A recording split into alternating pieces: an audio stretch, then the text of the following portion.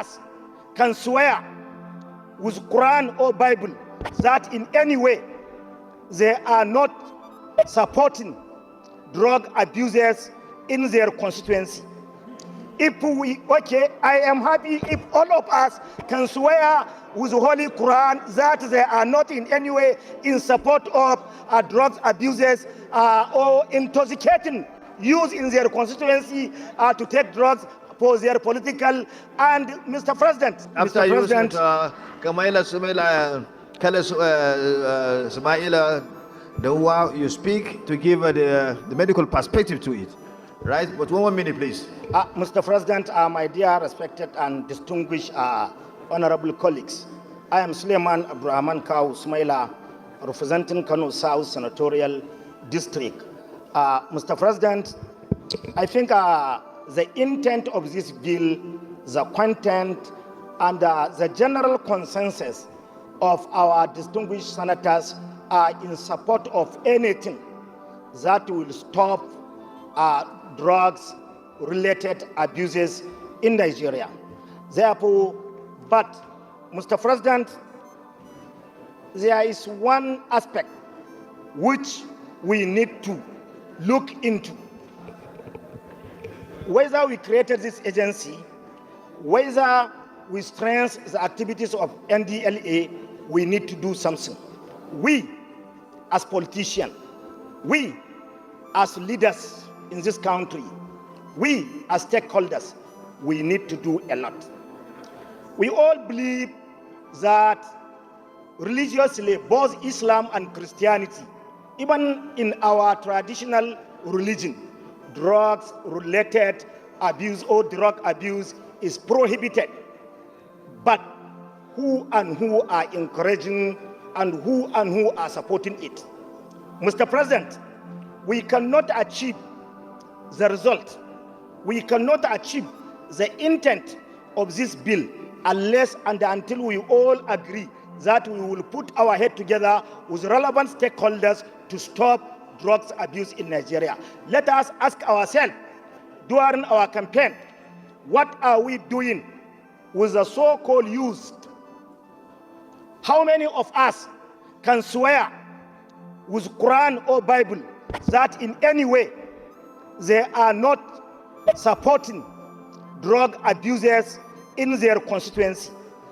I am happy if all of us can swear with the Holy Quran that they are not in any way in support of drug abusers or intoxicating youth in their constituency to take drugs for their political.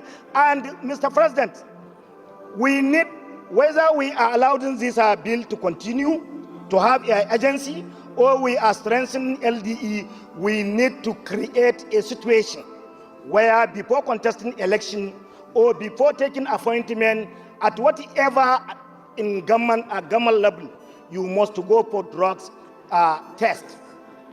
Finally, Mr. President, now I am speaking, I am here, as I am speaking now, most of our officers in our constituencies, most of our political office in our constituencies, most of our houses, when you go there, you will find out that there is mountain of drugs,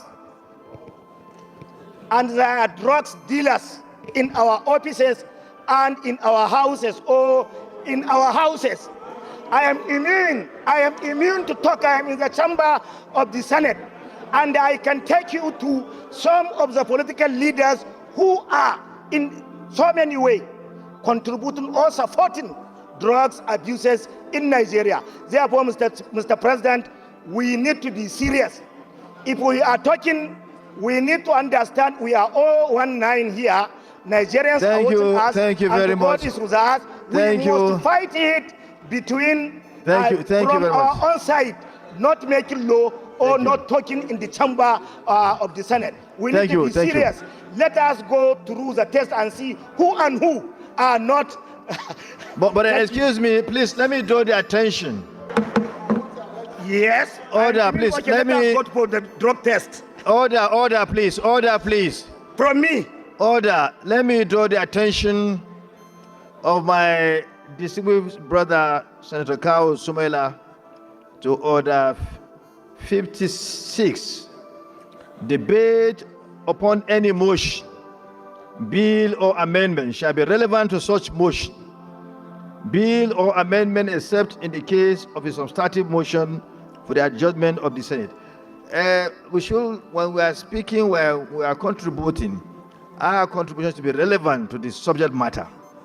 In this case, your contribution is not relevant to the subject matter. I therefore rule out of order.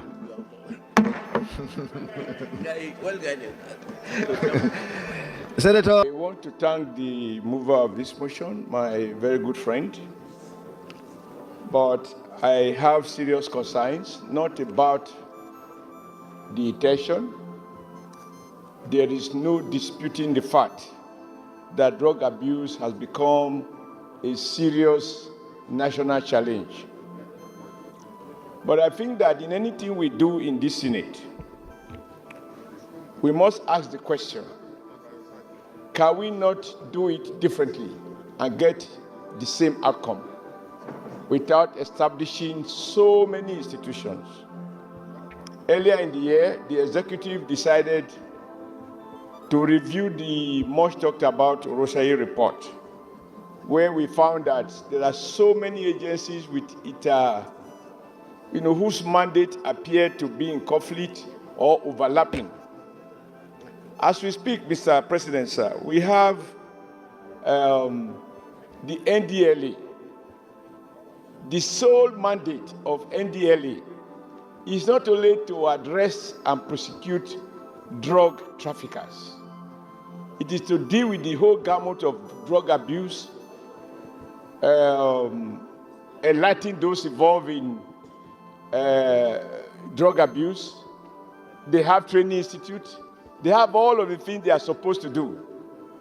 My suggestion, Mr. President, and I think the senator who I just left his seat to arrest the president is being unfair. Mr. President, sir. No, I cannot, sir, because I even need to persuade you. I need to persuade you to understand the logic, the basis of my statement. I think what is possible is for us to look at the existing law that has to do with NDLA, whose mandate is captured here substantially, to see whether we need to make amendment to that law if there are certain things that the agency is not able to do because of some gap in the law that established it. But in my opinion, this idea of setting up an agency for every aspect of life, every area in which we have challenges, if we were to do so, we are going to have law against cough, law against all sorts of things, all the problems we have in Nigeria. I feel with profound respect to my dear friend and to my colleague, distinguished senators, let us look at this bill, the actual bill, not this debate, because we're actually debating without blindly, because the law is not before us. Reconcile it with the law establishing the NDLA and see whether or not we just need to strengthen the NDLA or we need a complete new outfit. My worry is that we are spending so much money on overhead. You are going to have directors, you are going to have boards, you are going to have all kinds of buildings, etc., etc. All of that goes into recurrent expenditure, which add little or no value to the quality of life of Nigerians. I agree we must deal decisively with drug-related issues, but I'm not convinced that we need to establish yet another agencies that will be competing with the NDLA. Thank you, Mr. President. Thank you, Mr. Started. Everybody knew where you are going to. So thank you for your contribution. Senator Hussein Babangida. Regarding the proliferation of institutions of governance and the need to curb the cost of governance. I think that is one of the objectives of this administration. However, yesterday I was privileged to attend